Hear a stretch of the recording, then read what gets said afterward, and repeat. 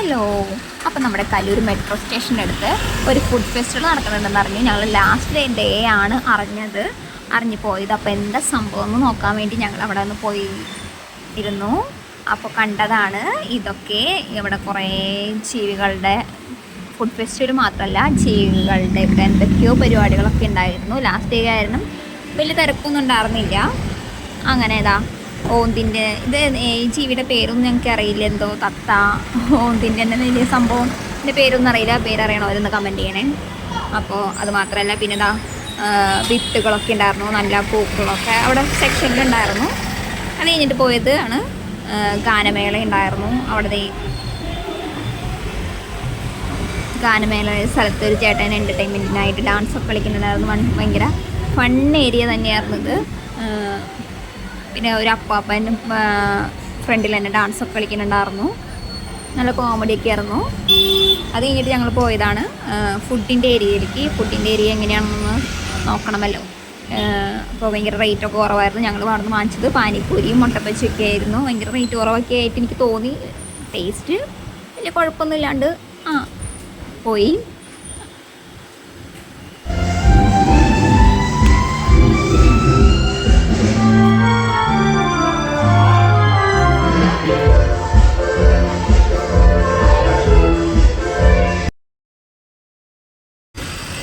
പിന്നെ മെയിൻ ഏരിയയിലേക്ക് ഞങ്ങൾ പോയത് ഇതാണ്.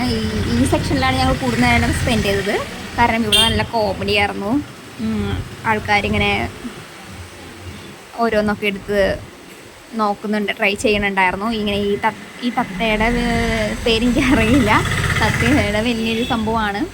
ഇതിന് 50 രൂപയായിരുന്നു. അപ്പോൾ ഒരു ഫാമിലി വന്ന് അതിനെ നേരത്തൊക്കെ വെച്ച് കളിപ്പിക്കുന്നുണ്ടായി. പിന്നെ മെയിനായിട്ട് ഞാൻ കൂടുതൽ ഫോക്കസ് ചെയ്ത് പാമ്പിൻ്റെ അടുത്താണ്.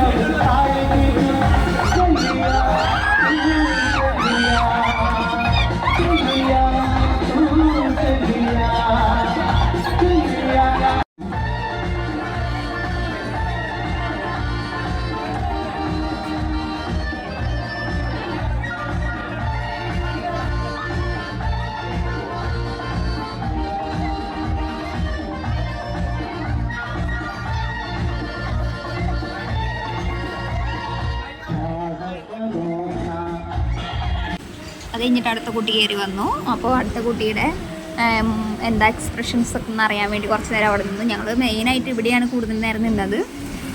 നല്ല രസമുണ്ടായിരുന്നു. നല്ല കോമഡി ആയിട്ടുള്ള, ഞാൻ മാത്രമല്ല എല്ലാവരും നന്നായിട്ട് ചിരിച്ചു. ഈ ഒരു സെക്ഷനിൽ നല്ല രസമുണ്ടായിരുന്നു. ഇത് പാമ്പിന് എടുക്കണതിന് 100 രൂപയായിരുന്നു പേയ്മെൻറ്റ്, അപ്പോഴേക്ക് 50. അങ്ങനെ അതൊക്കെ കണ്ട് കുറേ നേരം നിന്നു.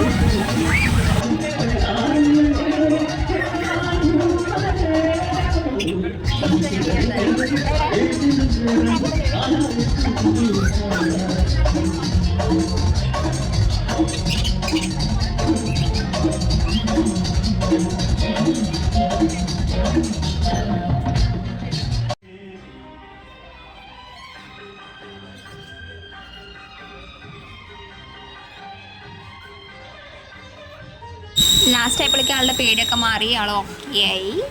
അപ്പോൾ ആൾ പിന്നെ സെറ്റായി പാമ്പായിട്ട്. അപ്പോൾ ഈ കുട്ടീനേക്കാളും വലിയ എക്സ്പ്രഷൻ എനിക്ക് മറ്റേ കുട്ടിയായിട്ട് തോന്നി. അപ്പോൾ അങ്ങനെ ഇവരുടെ കാഴ്ചകളൊക്കെ കണ്ട് നിന്ന് സമയം പോയതറിഞ്ഞില്ല. അപ്പോൾ വീഡിയോ എല്ലാവർക്കും ഇഷ്ടപ്പെട്ടെങ്കിൽ ലൈക്ക് ചെയ്യുക, കമൻറ്റ് ചെയ്യുക, സബ്സ്ക്രൈബ് ചെയ്യുക, സപ്പോർട്ട് ചെയ്യുക. Okay, by.